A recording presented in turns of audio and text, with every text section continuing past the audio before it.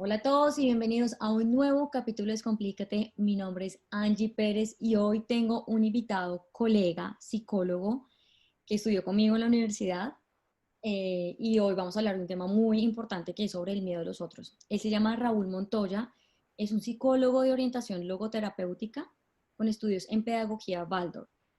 Ha trabajado en diferentes organizaciones sociales y diseñado proyectos de intervención para ellas, destacando Geleufu, organización enfocada en la economía solidaria, y actualmente es docente en Escuela Waldorf y psicólogo independiente. Hola, Raúl. Gracias Hola por Angie, acompañarnos. gracias a ti por invitarme. Muy buenos días. Entonces, aquí estamos para apoyar el programa y aportar información que es tan importante. Raúl, cuéntame y hablemos un poco sobre el miedo a los otros. Yo quiero empezar hablando de lo que yo percibo del miedo y esto que tú propones con el miedo a los otros. En mi experiencia, en lo que he aprendido también con mis consultantes, normalmente ese miedo a los otros siempre es el reflejo de nosotros mismos y ese miedo que nosotros tenemos a los otros es lo que nosotros somos. Pero bueno, ya que tú eres un poco más experto en el tema, dime por favor qué es ese miedo a los otros. Sí, bueno, partiendo de ahí, yo quiero hacer una excepción, es que el miedo es algo muy complejo y muy amplio, ¿no? Yo creo, por ejemplo, en alguna intervención que he hecho un video, hablaba del miedo como algo positivo, pero también existen otros miedos que no son muy positivos. Y efectivamente, también tenemos estos miedos que son barreras que presentamos para protegernos, pero también otros miedos que se forman a partir de cosas con las que construimos y que nos ayudan a ser quienes somos, como que nos dan un proceso de una especie de identidad. Y por ahí es por donde yo voy a empezar a explicar de ese miedo que generamos a los otros.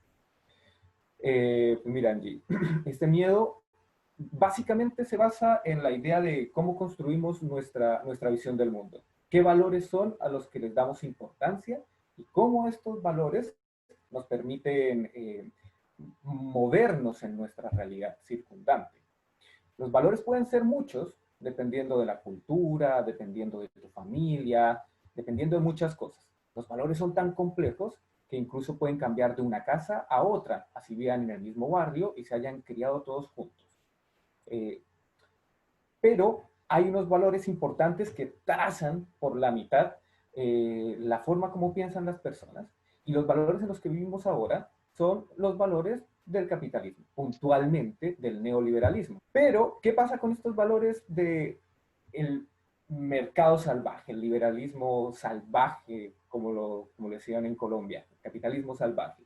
Es que son valores que fomentan extremadamente la competencia, valores que están centrados en competir, en obtener, en acumular, en estar constantemente en un proceso de explotación y adquirir. Son valores que dejan de lado otro tipo de valores como el de la contemplación, el de conformarse con lo que uno tiene, el de adquirir lo necesario y disfrutarlo. Son valores muy, muy, muy, muy contrapuestos. ¿Qué pasa con estos valores? Y entendamos valores, que valores son cosas que valoramos, no son cosas buenas o malas. En este orden de ideas, los antivalores no existen, son simplemente valores de otro tipo. Entonces cerramos por este punto y volvemos a la idea de que estos valores, los valores del neoliberalismo, fomentan, por decirlo así, una conducta egoísta, o una conducta en la que nosotros nos empezamos a cubrir porque vamos a una batalla listo, nos ponemos así como un chanchito de tierra, o más bien como un toro, nos ponemos listos, listos y vamos con toda a lo que nos vamos, a lo que nos queremos encontrar, y nos vamos llevando todo alrededor, como una locomotora, un toro invistiendo al lado a lado, porque queremos llegar a un objetivo puntual que puede estar allá, y todos los que estén alrededor nuestro o son piezas para subir o son obstáculos. Es interesante cómo es tan relacionada la figura del toro en Wall Street, el toro en Wall Street. Y eso tiene una visión arquetípica muy interesante. Si tú miras ese toro, es una representación artística de lo que es el neoliberalismo. Una figura poderosa, volitiva, llena de fuerza, que está pasmada levantándose, con sus cuernos tumbando todo. No hay que llegue. Y tú puedes ver eso de manera muy positiva, sí, puede serlo.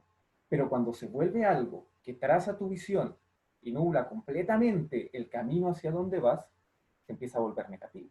Como todo en la vida, no podemos ser blancos o negros, sino que tenemos que viajar en un polo de matices de grises y solo en la sabiduría lo que contemplamos podemos ir o no ir hacia una de esas esquinas. Entonces, volviendo al punto, estos valores al final nos hacen esta postura de toro. Tumbamos, quitamos, corremos y empezamos a temer del otro, porque entonces nos olvidamos de que el otro está ahí para nosotros, para ayudarnos. Y empezamos a verlo como la competencia, el enemigo, el que me va a quitar qué comer del otro lado. Se ve reflejado mucho con los migrantes. El migrante llega a quitarme el trabajo. El migrante llegó a quitarme la casa donde yo vivo. Puede que esa casa no estuviera antes, o que no te interesara, o que ese trabajo simplemente para ti no va.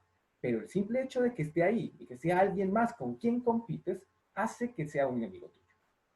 Y ese enemigo empieza a generar temor, porque se ve como un enemigo, no se ve como, es el personaje que me va a ayudar a tomar ciertas metas o me va a traer la interculturalidad, que me va a dar herramientas para hacer otra cosa. No, es ese de ahí, que pasa mucho con, poniendo en contexto en Colombia, con las venezolanas, así como, esa venezolana viene aquí a quitarse a los otros. Y está ahí y nos está echando el ojo, así que si es venezolana le hacemos el feito, no la integramos. Y empieza a generar, y a los colombianos les pasa lo mismo en otras partes, dependiendo para dónde vaya. Y supongo que también, no sé, si a las rusas les pasará cuando llegan a Alemania, qué sé yo, porque siempre están todos estos paradigmas, estas cosas que nos inventamos y que les damos como un poder de realidad. Pero en el neoliberalismo se presenta más sencillo, esto es como una forma de poner exagerado. Entonces, internamente y sin darnos cuenta, cultivamos esa semilla de protegernos, de generar una armadura. Y con esa armadura entonces empezamos a mirar por arriba, como, ay, uy, ya se está acercándose mucho, o viene acá y como, hay tantito porque yo no sé si usted me va a hacer algo. Entonces, así como, y entonces nos cerramos. Y nos cerramos a abrir nuestro corazón, nos cerramos a compartir, nos cerramos a tener una red de amigos importantes, porque no vaya a ser que uno cuente un secreto y lo diluyan, o que uno suelte tal cosa y se la roben la idea, y entonces uno se empieza a alejar y alejar y alejar, alejar hasta tal punto que nos quedamos completamente solos. Y es esa soledad la que estamos viendo y la que explotó, eh, se resquebrajó y salió a la luz, aunque estaba ahí completamente muy bien maquillada, muy bien parchada, con la pandemia. Traigo la cita a colación y doy la palabra allí, de Gastón Zuller, que es un pensador muy importante, el pensador más importante que tiene Chile actualmente, está muy viejito, y él sacaba a colación eso, que en la pandemia simplemente mostró que este neoliberalismo tan perfecto que sucede en Chile, es como la cuna, la joyita de la corona, el caballito de batalla del neoliberalismo, está mal porque es puro parche, es una pared completamente parchada, bonita, brillante, pero detrás está muy agrietada, muy llena de rotos, muchas maderas quebradas, y se empezaron a ver. Y estas son esa construcción de largo tiempo de estos valores. Digan. Sí, yo te iba a decir con respecto a lo que estabas diciendo, que nosotros siempre vemos al otro no como una persona que nos puede servir o que puede colaborar con nosotros para servirle a la sociedad, sino como una persona enemiga que va a venir a quitarnos a nosotros un trono en el que nosotros nos hemos montado, que realmente ni siquiera es de nosotros. Y yo pienso que cuando alguien, un colega, yo creo que en estos audios míos la gente ha escuchado que yo he traído a mucha gente acá y esto parte del hecho en que yo realmente quiero y mi intención es que la gente pueda conocer la verdad, tanto temas de psicología como también del ser y el, digamos que ese crecimiento personal que todos tenemos derecho a tenerlo. Y yo no veo a Raúl como competencia, ni veo a mi otro colega como competencia, sino qué puedes dar tú, que tal vez yo no soy una experta en eso, para que los dos juntos podamos servir y podamos colaborar.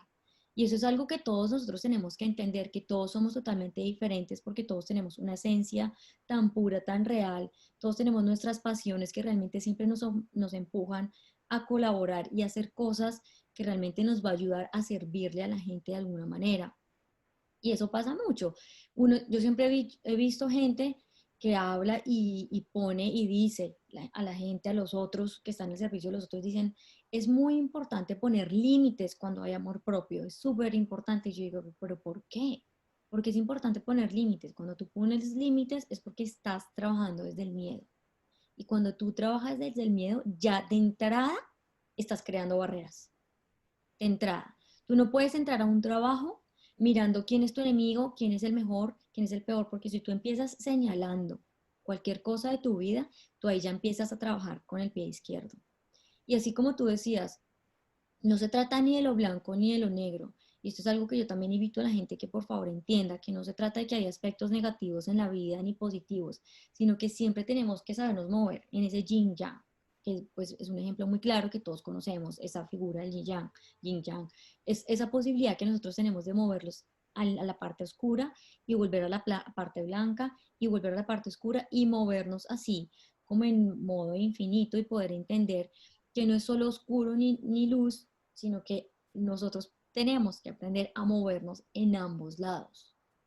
Ah, y es interesante la idea que más allá de lo que es oscuro y luminoso, porque ambos tienen poderes, o sea, son valores que son útiles para las circunstancias.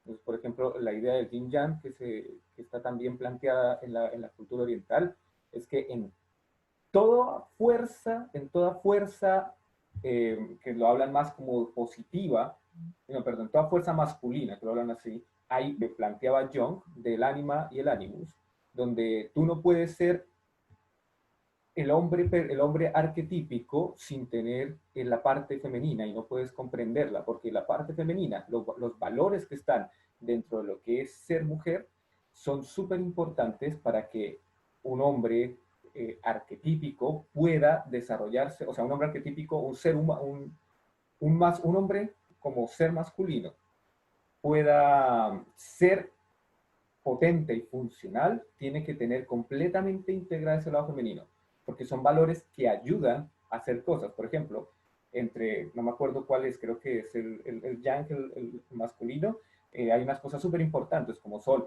hacer, destruir para poder construir, ejercer, movilizarse. Pero ¿qué pasa si solo está esa fuerza? ¿Qué pasa si solo está esa fuerza? Hombre, pues tenemos a Adolfo. Don Adolfo es un genio. Don Adolfo es la cúspide de la visión de eficacia. ¿Esa eficacia qué significa? Bueno, matar un montón de gente, destruir otro montón de pueblos débiles. Necesita ese lado femenino que es el que permite creación, germinación, contemplación, amor, y toda esa acunación hacia adentro, que es el arquetipo femenino, que es hacia adentro, hace que todo ese arquetipo masculino, que es para allá, para allá, para allá, se detenga y construya. Y esa es la idea del yin y el yang, del ánima y el animus, ese ciclo infinito entre lo que es el hombre y la mujer, las fuerzas femeninas y las fuerzas masculinas girando para la construcción. Es importante no alejarse de eso.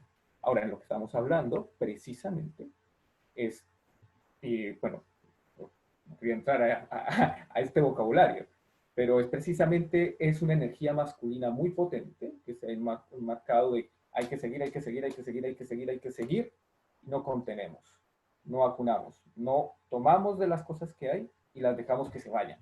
Lo que Sigmund Bauman decía que es las situaciones líquidas. Entonces, como no dejamos, no la vacunamos, no permite que germine. Es como una montaña. Las montañas les crecen pocos árboles, sobre todo cuando talan, porque se deslavan y necesitan que las cosas contengan para poder generar vida, vida próspera, vida abundante. Por eso es importante generar esos espacios que acumen. Y es precisamente estos espacios, como tú nombrabas, Angie, son valores que podríamos decirle más prosociales, que están muy contrariados a lo que serían los valores neoliberales, que no son muy prosociales, y que nos permiten ver al otro como alguien que nos complementa y que nos ayuda, alguien que nos permita tener y acunar de su propia valía para germinarnos como un abono. Pasa que muchas veces, no sé cómo esté tanto allá, pero por acá uno no conoce al vecino. Tiene el vecino al lado, incluso viven en barrios que cada vez son más pequeños, no ve casitas de 40 metros cuadrados pareadas una al lado de la otra, que igual no se conocen con el vecino. nunca lo han visto, si algo le hacen así cuando sale por la calle. Y eso es súper, súper duro, porque el ser humano es un ser social y necesita del otro para poder complementarse. Si no, no puede aprender de nada, no puede tomar información que lo haga crecer. Cada gran paso de la humanidad se da parándose sobre los hombros de pensadores antiguos. Bien decía Víctor Frankl, yo no estoy haciendo mucho, yo estoy parado sobre hombros de gigantes. Él estaba parado sobre los hombros de Freud y de otros cuantos pensadores atrás. Y eso no significa que yo vaya a hacer lo mismo que ellos. Significa que yo me valgo de todos sus errores, de todos sus conocimientos, para que lograr que mi semilla pueda fluir mejor. Y es como en el campo, todo es como en el campo. Necesitamos aprender e ir regando constantemente e ir seleccionando las mejores semillas. Y si estamos solos, ¿cómo lo vamos a hacer? ¿Cómo vamos a hacer si tenemos todo este miedo a los otros porque pensamos que nos va a quitar algo? Y quizás no nos va a quitar nada, nos va a dar.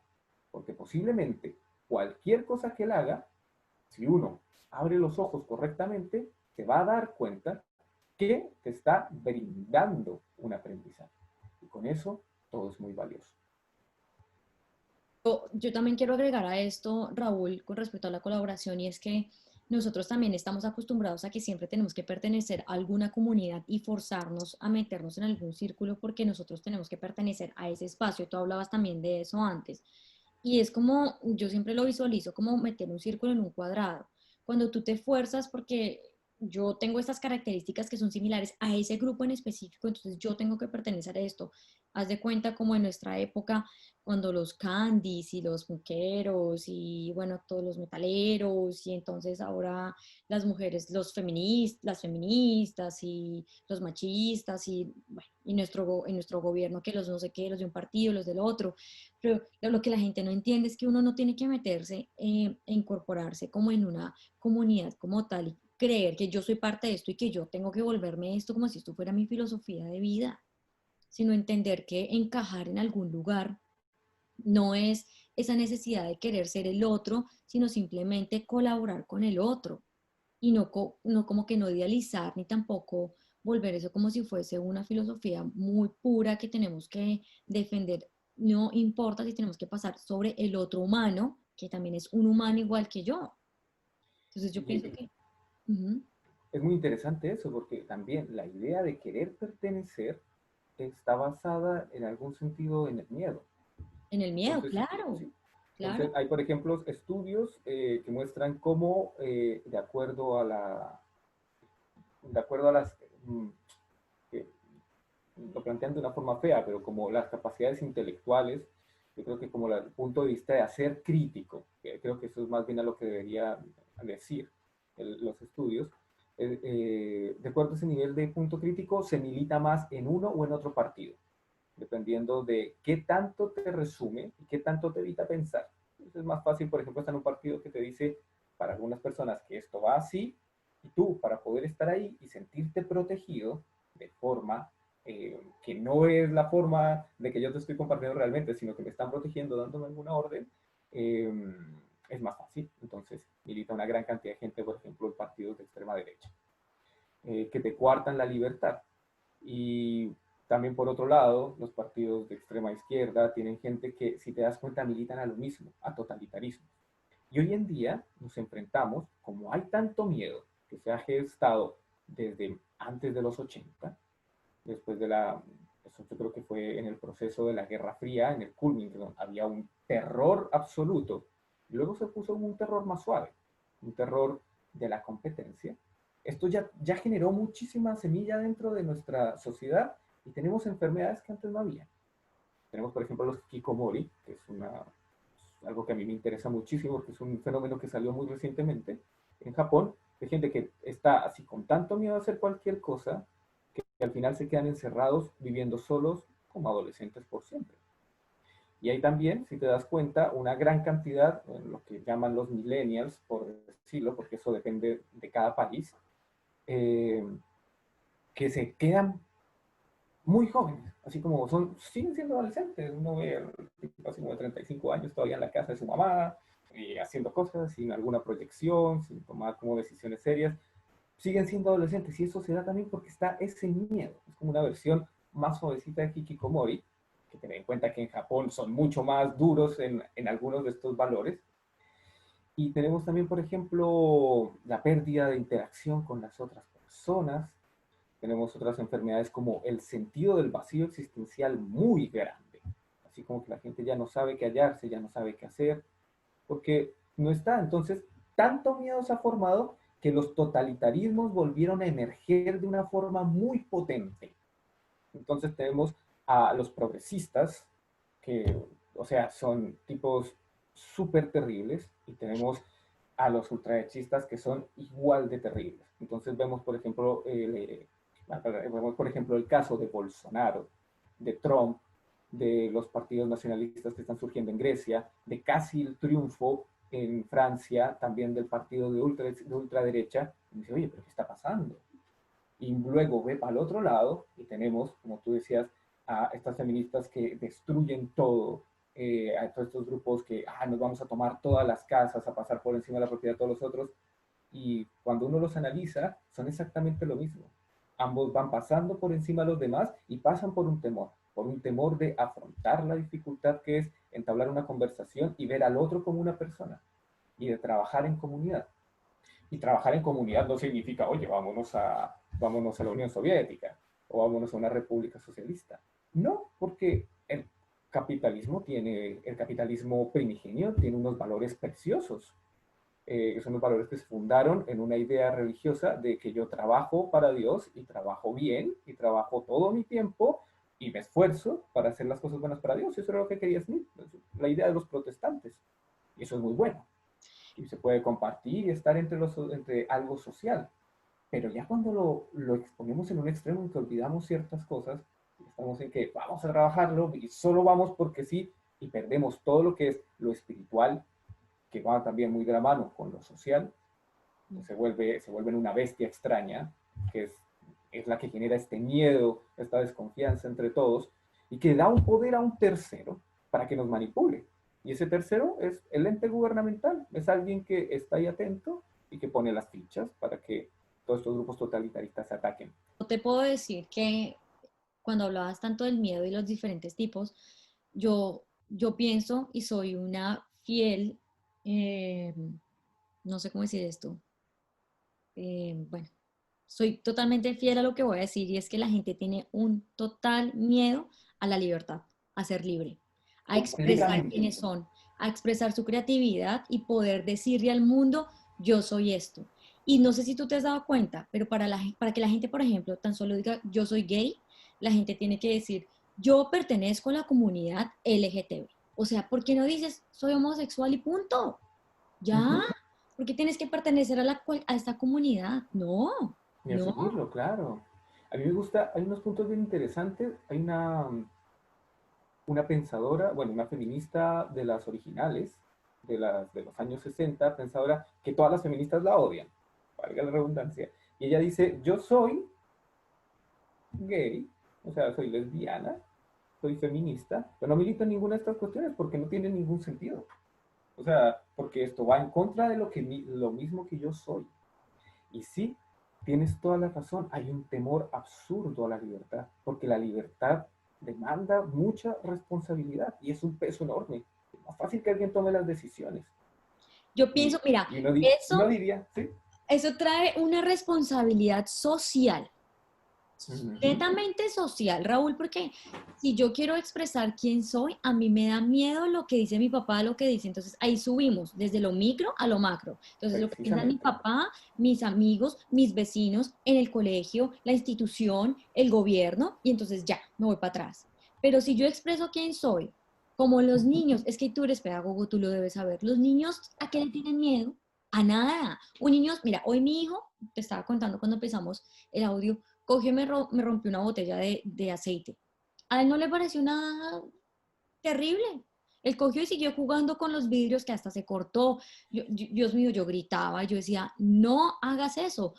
Pero yo obviamente no, o sea, no lo regañé así fuerte, pero le dije, ten cuidado porque eso es vidrio y te cortas como te acabaste de cortar. Pero él al final expresa libremente y explora libremente y yo esperaría continuar con esa educación porque él siempre va a tener la posibilidad de ser libre en su expresión y tener libre albedrío en su vida. Y eso es Sí supremamente es. importante. Pero si te das cuenta, la educación no está enfocada a ese lado. La educación, la pedagogía Waldorf busca precisamente educar en la libertad, en la exploración, en poder asumir los riesgos y en entender lo que sucede, pero no coartando. A mí personalmente y casi toda la gente que conozco fue educada en miedo, fue educada en que tienes que hacer y estas son tus determinaciones. Y es que la educación que nosotros tenemos viene del modelo prusiano, adaptado a unas cuestiones gringas y se metieron en el que los prusianos querían generar soldados efectivos, que fueron muy efectivos, por eso Alemania hizo todo lo que hizo en la primera, en la segunda y forjar Alemania, porque Prusia fue la que creó la Alemania. Hay que saber que Alemania es un país joven. Entonces, nuestro sistema educativo viene de ahí, o sea, tú te metes en una cárcel, que básicamente es un barracón, y en ese barracón te enseñan miedo. En ese barracón te dice, tú tienes que hacer esto, esto, esto, y estas son esto, tú no puedes hacer nada más que es esto. Entonces, te coartan la libertad y te enseñan a temer, y a temer muchas cosas, y a tener que responder por lo que se espera de ti, y que se espera de ti es lo que tiene que ser. Y es súper complejo. Es la analogía que está más trillada, pero es muy buena, del ladrillo en el muro de Pink Floyd. Siempre es muy buena traerla, aunque está trillada. Y lo que pasa es que entonces salimos pensando que tengo que trabajar, tengo que estudiar, tengo que tener una carrera profesional. Y el fenómeno millennial es fantástico porque es como la muerte aterradora de todo lo que nos dijeron que era perfecto. Y que es lo que me gusta que decía Gastón Zuledo. O sea, esto lo único que nos muestra es que es un parche muy bonito, es un papel mural sobre una pared podrida. Y es que resulta que somos la sociedad, en la época, en el tiempo, con más profesionales, pero los profesionales, la mitad no sirve, la otra mitad no quiere trabajar en eso, la otra mitad está completamente deprimida por hacer eso, y la mitad de esa mitad, o más de esa mitad, estamos poniendo así datos, pero pueden buscar los datos, están, eh, simplemente no quería hacer eso y es completamente infeliz porque le dijeron algo así como, oye, yo quiero ser granjero cuando grande, mamá. ¿Tú vas a ser granjero? ¿Qué te estás pensando? ¿Te vas a morir de hambre? O no, mamá, yo quiero ser herrero. ¿Herrero? ¿Y eso qué es? O no, mamá, yo quiero ser filósofo. Filósofo, tiene que ser abogado, doctor, economista, Algo que de plata, algo que dé plata, algo que de algo que dé plata, plata, que usted porque eso es, crezca. sí, y eso está en los valores del neoliberalismo, porque en el neoliberalismo hay que trabajar y trabajar y trabajar y no puedes contemplar. ¿Y un filósofo a qué se dedica? Pues a contemplar.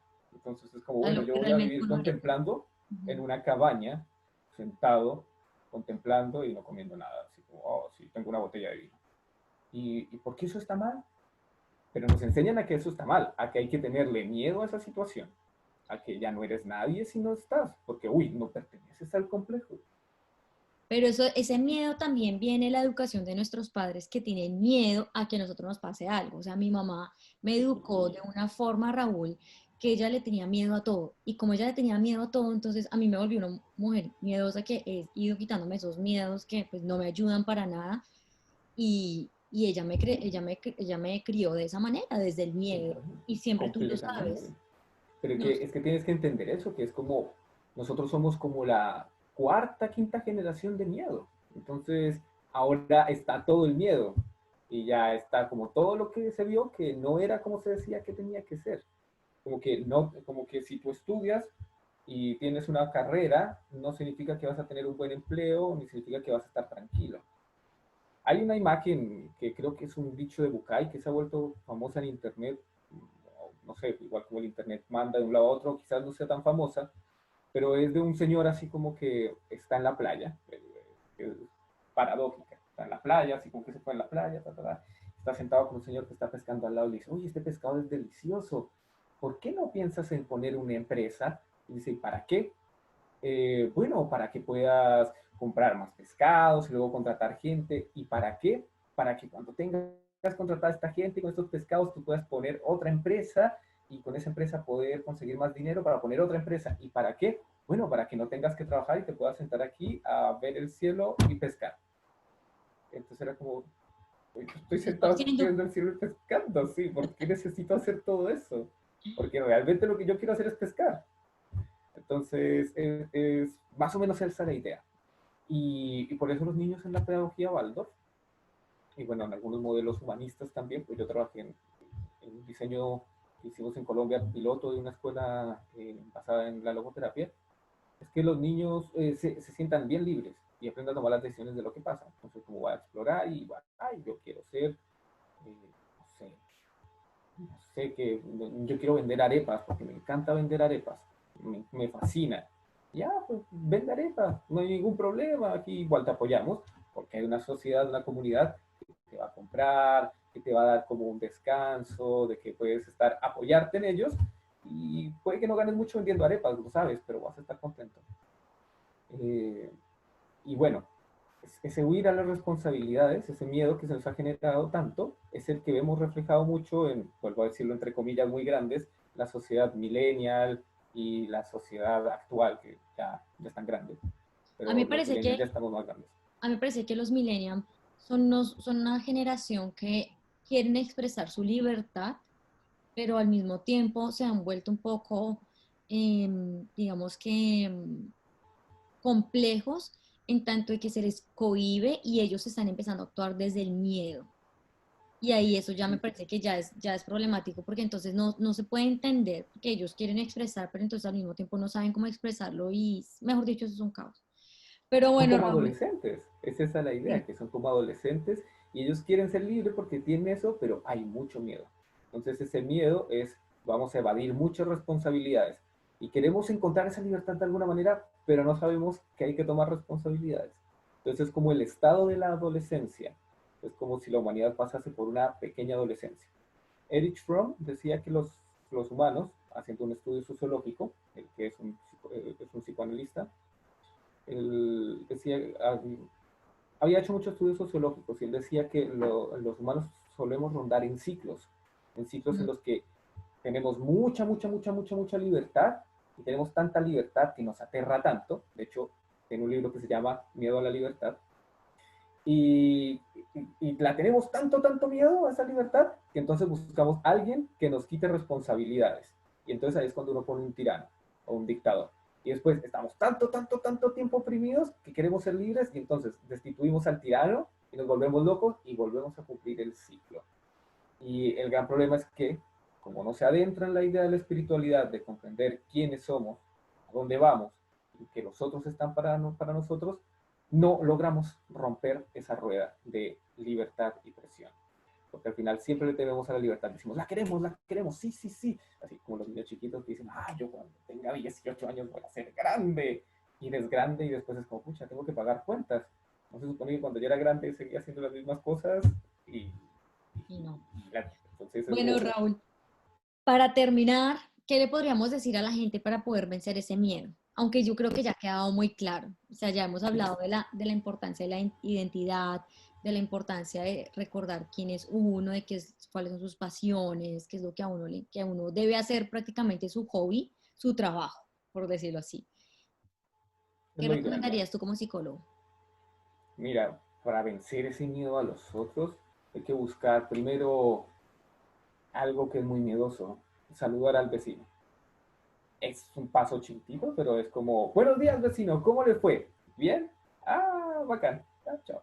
Es un paso importante porque casi nadie lo hace, porque los saludos se resumen a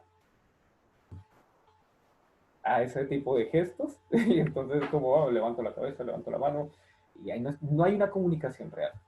Buscar algún interés genuino frente a las necesidades del otro, algo así como, bueno, en este momento es súper fácil, oye, vecino tiene azúcar, vecino, oye, usted está bien, preocuparse por la gente mayor o gente así como uno llama, oye, todo está así, necesita algo, yo voy a salir a comprar, puedo ir yo por la comunidad, organizarse y hablar.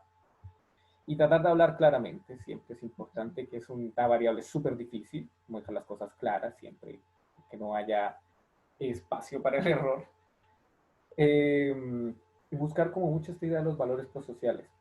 Hacer partícipe como de eventos, de comunidades, pero también buscar en ellos aportar algo. Muchas veces como es difícil contactar con la gente, uno puede empezar como arreglando su jardín, o arreglando el jardín del vecino, o arreglando el jardín común. Y eso ya hace que la gente se una a hablar, hacer cosas. Y básicamente eso, alejarse también un poco de la confianza en los medios digitales, que los tenemos ahora, y que si bien en este momento nos permiten hacer esta interesante conversación, muchas veces nos separan bastante, que nos quedamos pegados en el celular y asumimos que estamos en una conexión, pero realmente no estamos conectados, porque para estar conectados hay que darse el tiempo de sentarse a escucharlo o compartir algo real. ¿Qué pasa en las redes sociales?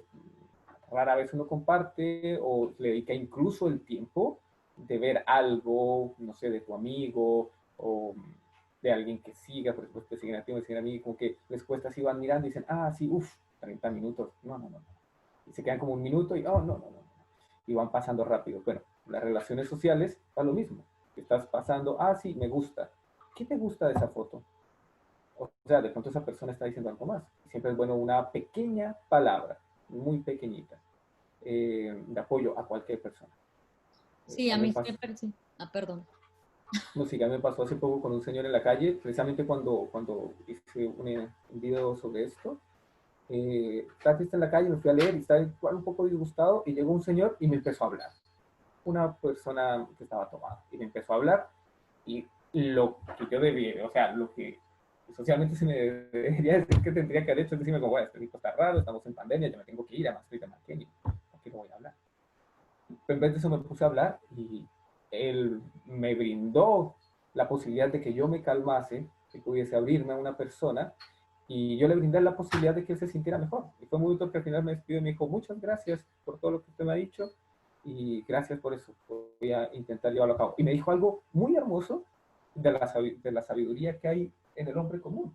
Y me dijo, posiblemente nunca más nos volvamos a ver, pero agradezco enormemente este momento de haberlo encontrado a usted y agradezco enormemente este momento de compartir. Y se despidió. Y claro, es probable que nunca más lo vuelva a ver, porque era una persona que estaba tomando y que estaba triste.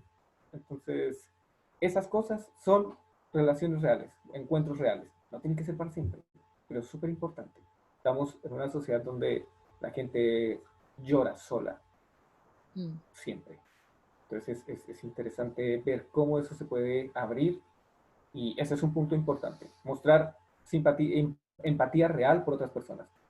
Probable que le preguntes a alguien cómo está y ese simplemente cómo está y qué has hecho puede hacer incluso unas palabras de aliento para que no se suicide.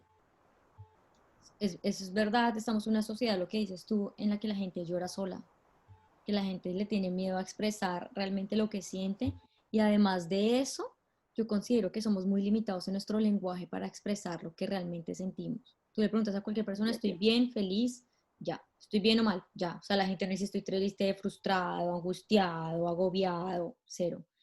Bueno, Raúl, para cerrar, quiero decir que definitivamente estoy de acuerdo contigo. Hay que unirnos más y pongo mis palabras y criticar menos y darnos cuenta que el otro también algo tiene que servirnos y tiene algo que nos está enseñando.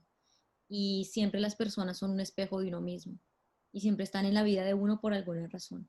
Y eso, así como te pasó a ti con tu experiencia, hay que agradecerlo, porque todas las personas que se nos cruzan en nuestro camino es por alguna razón. Así que uno siempre tiene que agradecer. Así que también agradezco por tenerte aquí en el podcast. Muchísimas gracias, Raúl. De aquí ha salido, o sea, van a salir otros audios. Definitivamente eh, ya tengo un par. Entonces seguramente me Ah, van a volver a ver fantástico, con Raúl. Van a volver a ver con Raúl. fantástico. Y bueno, muchísimas gracias por escucharnos. Me encuentran en Instagram como @descomplícate raya al piso podcast, en YouTube como Descomplícate y ustedes ya saben que en las redes o en las plataformas de audio me encuentran como Descomplícate. Raúl, por favor, danos tus redes sociales. Bien, a mí me encuentran en Facebook y en Instagram como Raúl Montoya barra al piso psicólogo.